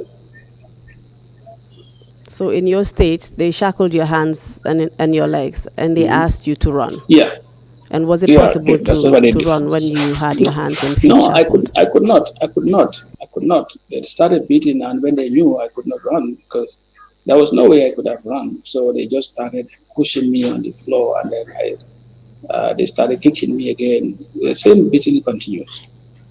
With all your injuries, Mr. Saidykhan, your broken arm, and you were stabbed in the face, they were still beating you. Mm-hmm. They were still beating me up. And how long did that Mm-hmm. go on for? Well, it's about 1 hour because the whole session took around 1 hour, if I could remember, although at the time it was difficult to track time, especially in that kind of difficult situation. And at this point, you were completely naked I was completely naked. because your clothes were actually torn by the impact of all the beatings on your body. Yeah, they So, were those who tore my clothes apart. Yeah, so they what tore happened them. next? Then later they went back to the light detention, and then again they came for me, and at this time they were telling me to run for my life. And it was then that I broke the window because if you torture somebody to a kind of coma, and then he escaped from that, now you came back for him and asked him to run for his life. What do you expect to do? So then they dragged me again, and then the same torture continued. They took me back to the cell. After then, I met this Senegalese guy there called Frederick Napel. Napel was drug enforcement officer in Senegal. His mother passed away in Casamas, and he was on his way to Casamas. He bounded some drugs with some people, but he actually he has his pistol. And then there is I think security agreement between the Gambia and Senegal that each time the high-ranking security officials were going to each of the countries, they can go hide with their pistol. So the man was arrested, I think around Farafeni, he was arrested. When he was arrested, because it was in the aftermath of the coup, and the Yame was trying to look for a smoking gun, any little piece that will link Senegal to the coup. So then they arrested Napel, and then he was paraded on television, and the story was bandied around saying that, oh, this guy he was the one who was part of the coup, just to justify that Senegal was part of the coup. So when I met Napel in the cell, he really felt sympathetic about my plight. He was crying the whole night. And that was because of the condition you were in. Yeah, because of the condition I was in, because I couldn't stand, I couldn't sit, and my hand was swollen. There were beatings all over my body, and my shirt, the shirt underneath me, the white shirt was so full of blood. So Nabel could not stand it because he was telling me that I never knew that Gambians could do this to their own Gambians because we always see Gambia as very peaceful people. Okay. Let's just go back to the second session of your torture. I would just like to get more details from you. You mentioned the first session. Yeah. Where your arm was actually broken. You had a bayonet stab on your right jaw, and your whole body was lacerated with the beatings that you received from the soldiers, and you were electrocuted on your genitals and other parts of your body. And after all of this, you said you were taken back to your detention cell, and then they brought you out again for a second session of torture. Is that correct? Yeah. Yeah, because they said I was the problem. They said Madi was involved because of me. Because if I had stopped the story from being published, Madi wouldn't have been in problem. And Lamin Fati also wouldn't have been in problem. Lamin Fati was the author of the story. So they said because of that, and also my problem also, they said was aggravated by the fact that I went to South Africa and I petitioned Jame, and I continue to be a rebel at the Independent. And at this point, did you see Madi, or did you hear anything about Madi? Remember, you had told us that you assumed he had been killed because that's what the soldiers told you. Yeah, it was later. It was later that I knew that Madi was not killed. That they were trying to play on my psyche or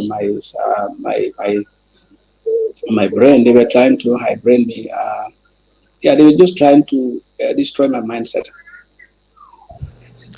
So when did you later realize that Madi was still alive? It was 1 hour after the torture that when I was brought back, I knew that Madi was not killed. And we started talking about what we went through. And what did he tell you about what he had experienced? The same thing that I experienced. Yeah, basically the same thing. What But about he his? didn't. What he didn't tell me was that he was not stripped off and that he was not electrocuted. That part I didn't hear that from him. So the torture was similar to your torture, except for the fact that he was not electrocuted or stripped naked. Yeah, yeah. Okay. And what was his condition? It was bad. Madi's condition was bad.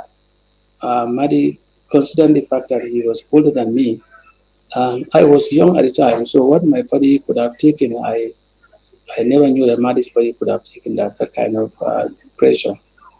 But Madi is somebody who is very strong physically and mentally. He was very, very strong. So you were detained in the same cell after that, and what subsequently happened to the both of you?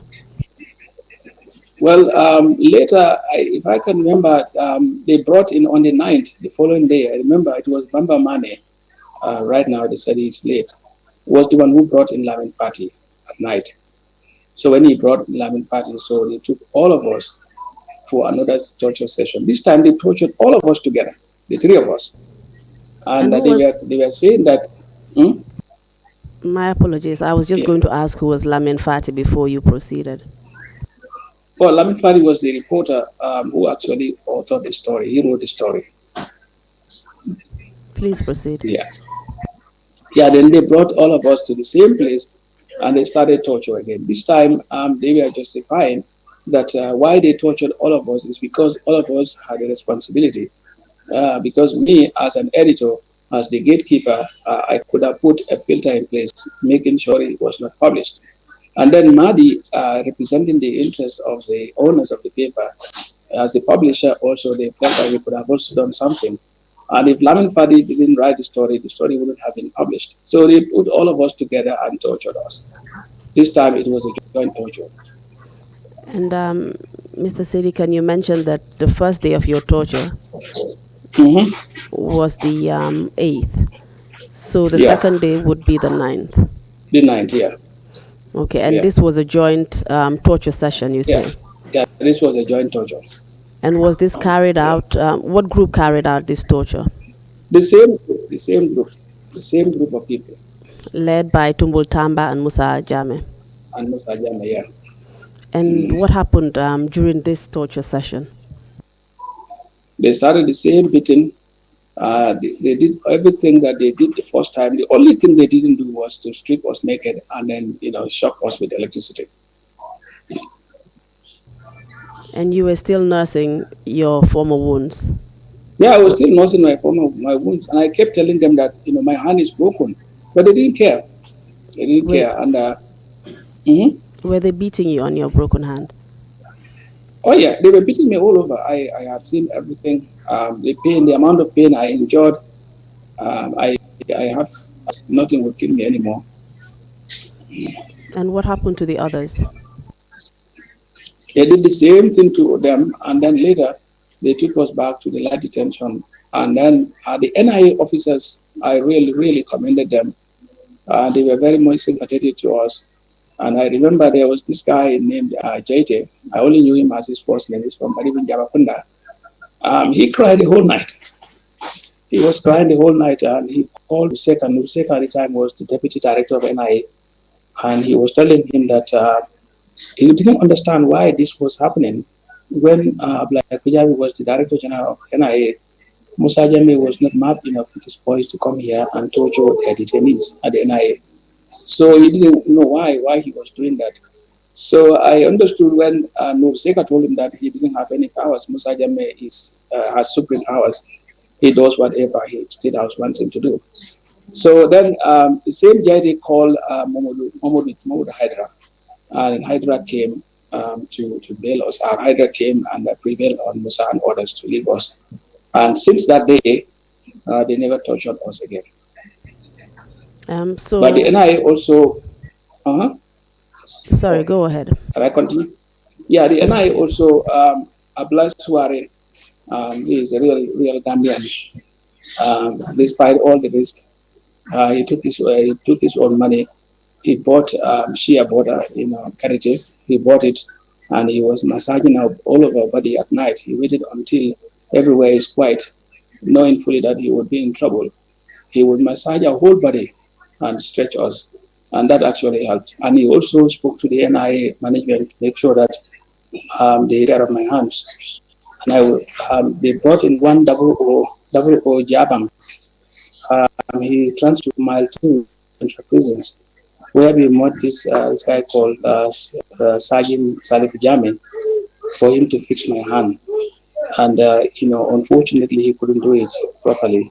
So my hand was hanging until I was released. So they had to break my hand 3 times to fix it back after I was released.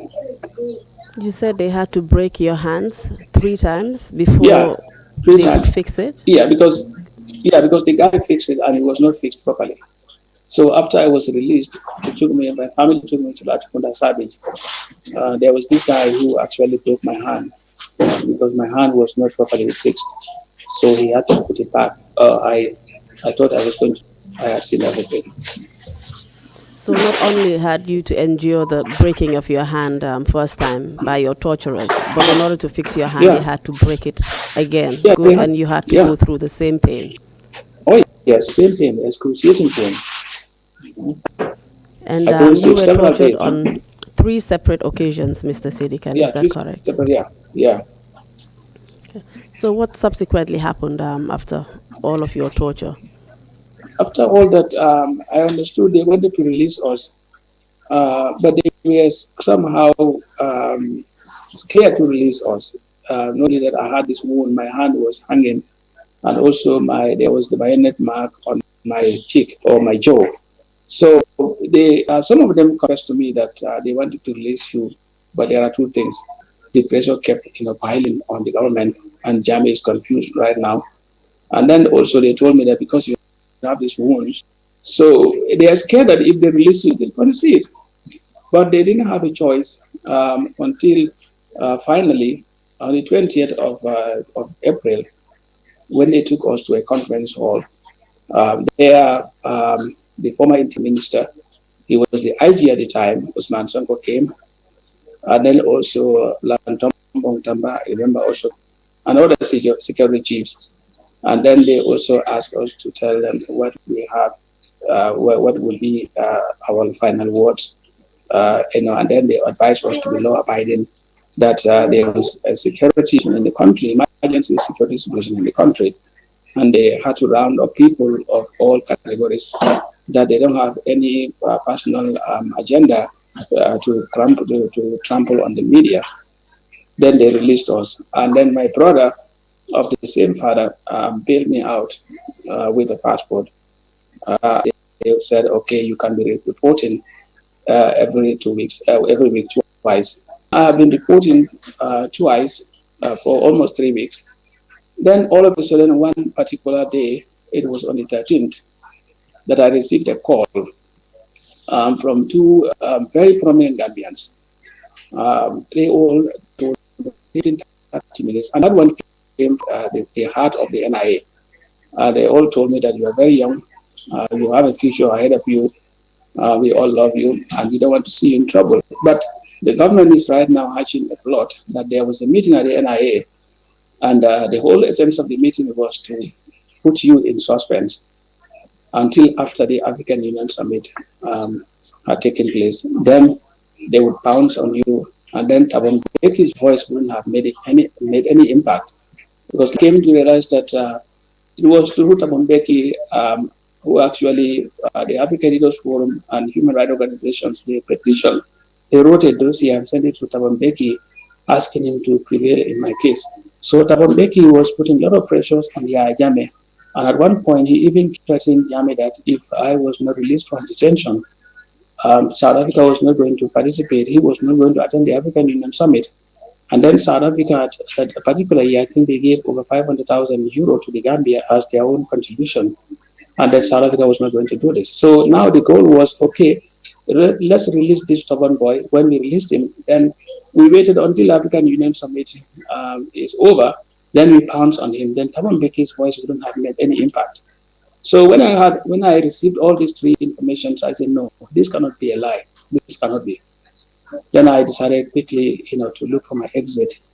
At that time, my family actually knew I was tortured. They were only seeing my jaw and my hand, but they didn't see the other part of my body. So then I went to my brother who bailed me out. I told him what was at stake. But I mean, he wanted to downplay. He told me, no, I don't think it will get to that level. I told him, okay, let me just show you something. I stripped my back on him. He almost fainted. He was telling me, so what happened to you? You didn't tell me you were in trauma. Because 22 days, my family was uncomfortable. My family was not eating properly. So I don't want to put you in further stress. Then at the time also, there were vehicles without number plates. In the middle of the night, they milling around my compound. And even the day I was that particular night, some security officers came to my home and asked about me. Can we just retract a little bit? You mentioned the African Union Summit. Can you just tell us a little bit about what that was, the African Union Summit, and what it was all about? It was the first time the Gambia was hosting it. I think it was in July 2006. So the Gambia wanted to show the whole world that Gambia also can do it. So the absence of South Africa there, Gambia would have actually defeated the whole purpose. So that's why I think he recanted. Okay, thank you. What subsequently happened after you received these warnings from the different people that you mentioned? Then I quickly, started acting fast, knowing fully that I didn't have time. I have to act fast and leave the.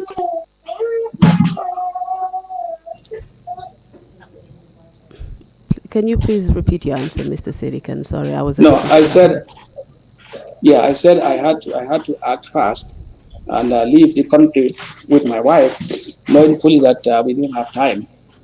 Because we can never predict dictators. We can never predict them. They can prevail on me anytime. And I don't want to be the source of problem for other people as well. Because when I got in trouble, so many people were not comfortable. They didn't live the life they used to live. So life was never the same for me. So I didn't want it to be the same for others. Okay, before we and move also on, the other problem. Yeah, sorry, Mr. Saidykhan. Before we move on, I just wanted to ask you whether you had sent us any pictures on the state of your body after you were tortured. Yeah, I did. Okay. Yeah, I did. All right. I will just try and show you some of these pictures on the screen so that you can identify them. Are these some of the pictures you sent us? Yeah, they are mine. Okay, and this was the condition of your body after you had been tortured at the NIA in 2006? Right. Very well. Just hold on. I would like to make an application. Mr. Chairman, we would like to put in the record pictures of Mr. Saidykhan's condition and body after he had been tortured in 2006.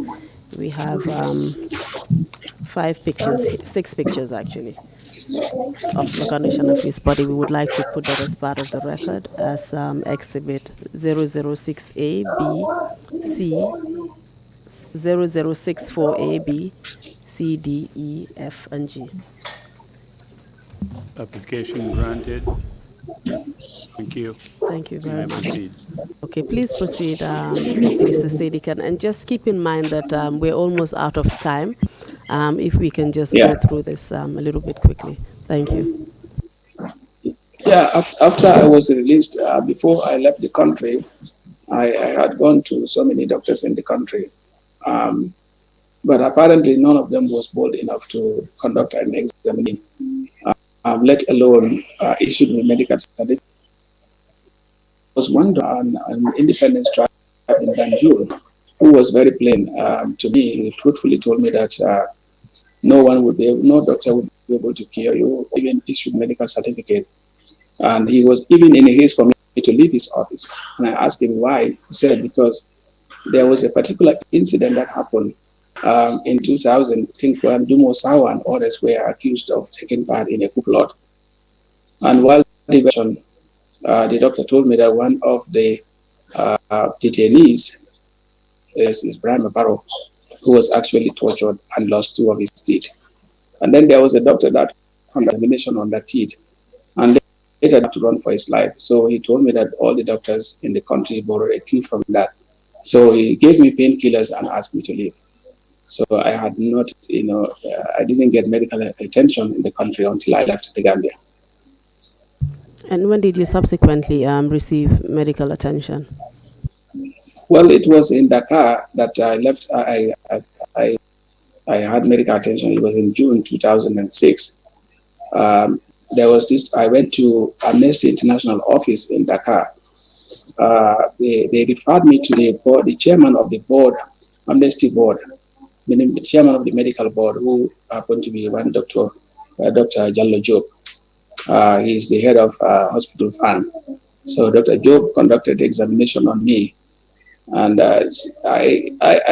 he almost cried because he himself was a victim of torture.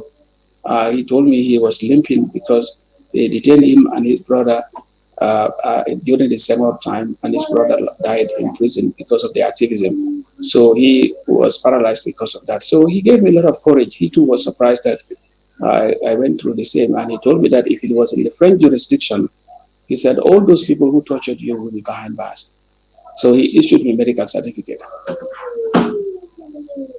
So you eventually left the shores of the Gambia and you traveled to Senegal, is that correct? Yeah, I left the Gambia. My wife was 6 months pregnant at the time. We had to leave quickly. We went through Casamance, Ziganchor, boarded a ship there. That took us 2 days, 48 hours before we landed in Senegal.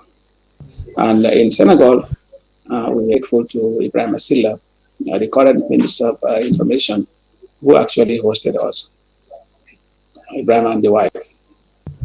And how long did that journey take from Gambia to Senegal? The whole thing from Gambia to Senegal is easy, but from Senegal to Dakar, from Ziganchor, that one was long because Gambia was just crossed the border. Yeah, you just crossed the border and you are in Senegal. But Senegal, from Ziganchor to Dakar was long. I was surprised it took about 48 hours by ship. The land, you couldn't go through Tamba. Tamba is longer. So it took you 48 hours just to get to Dakar from Gambia because of the route that you took? Yeah, yes. Okay, and why did you take that route? I had information that the Bara exit, Jara, Soma, Farafeni, all of them, they laid ambush there. So if I had taken that route, I would have been arrested. I could have lost my life, so I didn't want to go through that. So the dangers I wanted to avoid. And in what condition were you in physically, considering what had happened to you before? It was bad because I could barely even hold my hands. I was only using my left hand because at the time my right hand was not properly healed. It started healing, but I couldn't carry my bag with my right hand. So basically, I was depending on my left hand, and also some people also helped me along the way. Did you eventually arrive in Dakar, and what happened when you did? Yeah, when we arrived in Dakar, I called Ibrahim. He came to receive us at the bus stop. He hosted us for several months, about 6-7 months. Yeah. And then also, while I was in Dakar, I sought for asylum in Dakar because I was concerned about the safety, especially the kind of stories I heard from the people I found there, that there was a time that refugees, I think 2 of them disappeared in Dakar. And what eventually happened in Dakar after you sought asylum? Did you in any way make a complaint against the authorities in the Gambia about your treatment? Yes, I did because I did. In my asylum, I put my case in, and I also substantiated with pictures. And then also, I also raised concern about the plight of my family, especially my brother, who actually bailed me out, because this was the time the police kept calling him, trying to scare him so that he would produce me. And as a result, did you do anything to seek legal redress rather? Yes, I did. I did. I actually prepared my case with the help of a friend, because at the time I could barely type. When my case was written, we sent it to Foundation for West Africa. Partly because I went, to seek legal redress for the way I was treated, in an unfair manner. And I felt that I was denied justice, because I felt if I had broken any law, I should have been taken to the court. But I was never taken before any court of law, and I was brutally tortured. And I also don't want other people to go through it, and for the government to know that whatever they do, there are consequences attached to it. So you basically filed a case against the government of the Gambia for Yeah, breaching your human rights. yeah, I did. Where did you Yes, actually I file did. the suit? At the ECOWAS Community Court of Justice in Abuja. The case I remember was admitted on the 19th of November 2007. And what was the outcome of that case? Well, the first court I won in 2010. The government of the Gambia at the time under Yahya Jammeh appealed against my case. And when they appealed, they lost. That was in 2012. But I went to Abuja twice to testify. So the judgment of the case in the first instance still stands. Yeah, it still stands. And that the government was supposed to compensate me $200,000 for what I had gone through. They were supposed to compensate you with an amount of $200,000. Yeah. And has the government since then compensated you? No, they didn't comply. They didn't. They have not been fair to me, because when the new government came in, the journalists asked the president. This was one of the first questions I remember that was put to him, and he categorically told them that he was going to make sure that they comply with the judgments. Personally, and also with the help of Media Foundation for West Africa, the GPU, my lawyer, our Cesar Sabali, they all tried to prevail on the government to see how best they can be able to settle it in a very amicable manner. But it looks like the government is not ready to comply, and I can say it publicly, because the Solicitor General, I think, was the problem. Because at first, when Media Foundation representative came from Accra, our Cesar Sabali was there, my brother was there, who was representing my interest. And the Solicitor General, what he them was that the government would only provide $1 million, which is less than even one eighth of the figure. And I understood that he was asked to put it in writing. But he knew that if he had done that, probably the lawyer would use that to go and in court. He didn't do that. And then he created a big silence for so many months. About 9 months later, he wrote again to say that, okay, this time we are offering you $50,000, and the rest of the compensation can be channeled through the TRRC. I was so upset because I replied and said, why would you do that? Because why would you bundle my case into PRC? They are not even connected. This is something that has been adjudicated and decided by the court of law. So if you fail to come to court and make that bail out. Sorry, Mr. Saidykhan, you're just breaking there a little bit. Sorry for cutting you off. Who is the Solicitor General right currently? General Marina. And he's the person you're referring to? Yeah, it's the person I'm referring to. He said now the government is offering to pay $50,000, and then the rest of the money can be channeled through the TRRC. I was upset because why would he suggest that? Because my case and TRRC have nothing in common. My case is already adjudicated by the court, and if they fail to comply, that means they are not respectful to ECOWAS court. And then in the letter, I even said that, okay, if I cannot get my rights as a Gambian, then I have right to seek for legal address, legal seek for legal matter, take it to the court or whatever. So then now understand that that issue they are not even taking that lightly. But I don't know what can we do as Gambians if this is what we fought for. We were saying that during the Ajami regime we fought for people to have justice, and then in any country, if you don't have justice, what do? You go to court and seek legal redress. So if that is used as a threat, I don't know what it means, quite frankly. Thank you, Mr. Saidykhan. But it's correct to note that you are following up on this matter. Yeah, I am, and I am open to negotiation. And I made it categorically clear. Why I want to make this point straight is because most things that's compensated. I am not. I want to make it categorically clear. I'm not compensated. As I mean, very well. Thank you. Mr. Saidykhan, so what has the impact been on your life and on the life of your family? The experiences you've gone through, the illegal detention, the arrest, and ultimately the torture. What impact has that had? The impact on me personally was phenomenal. My health has never been the same, and it will never be the same. I've been in and out of the hospital. I've been to emergency room. The last time I was there was on the 19th of June. Um, I medically I am not doing well. It's this year that I thank God that I started doing very well. But there were years when I would not walk the way I wanted to. I even started school. I could not continue partly because of my medical situation and also the nightmare, the psychological effect it had on me. It's just that my faith is stronger. Otherwise, I could have gone mad. When I was in Dakar, when Dr. Jallo Job examined me, he told me that what he told me was that if I didn't have a strong body constitution, I would have two things would have happened.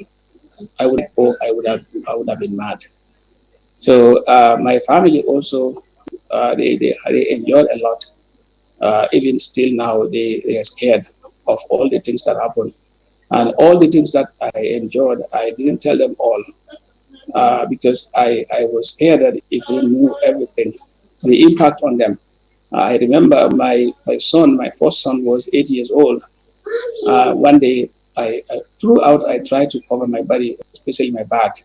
I didn't want my son to see so that they would be able to so that it would have an impact on them. So one day, mistakenly, my son saw my back.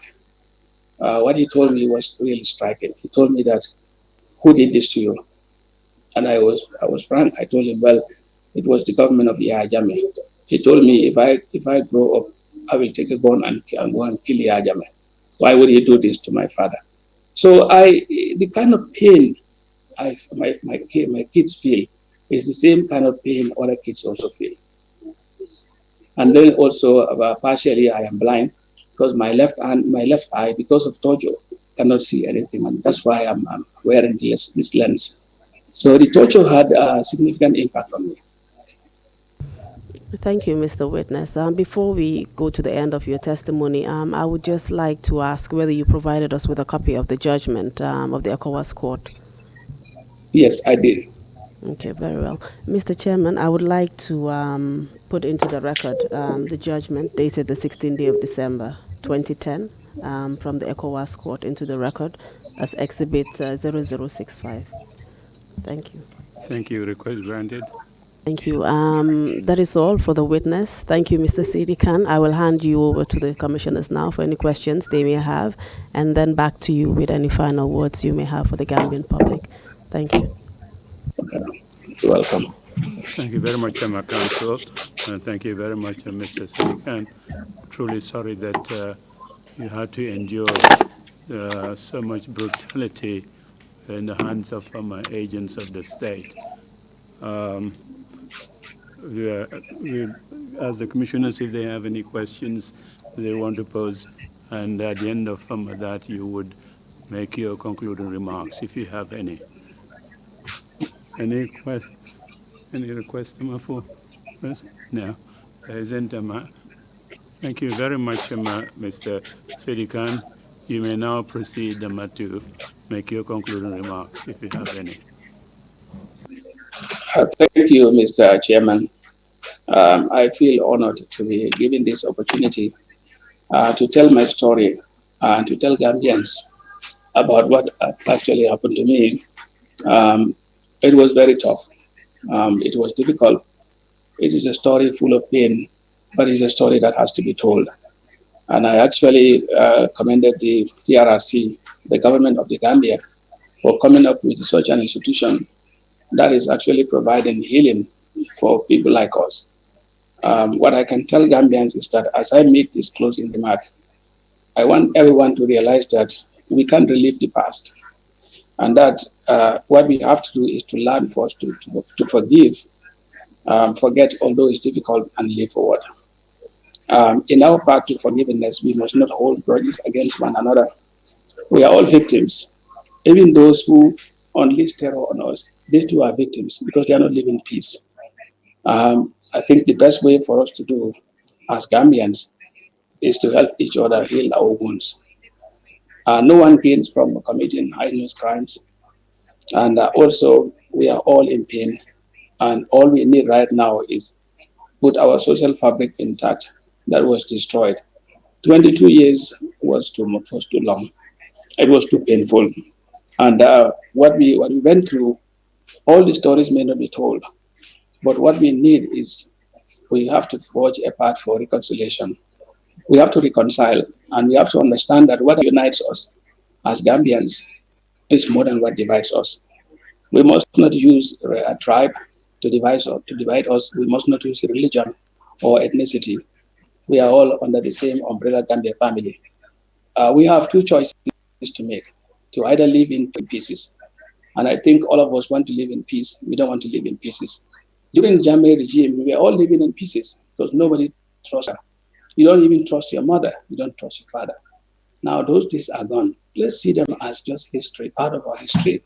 And what we need to do as a country, as a society, that emerge from dictatorship is for us to know that democracy, has a lot. All we need is more than democracy. We need deep thinking, which is a necessity in our life.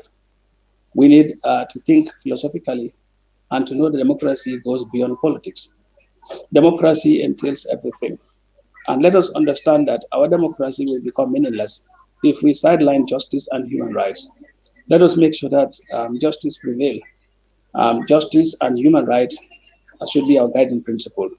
And let us understand that our officials who swear to the Quran that they were going to protect our rights, that they were going to serve us, let them understand that any disservice they have done to us, they are doing disservice to God.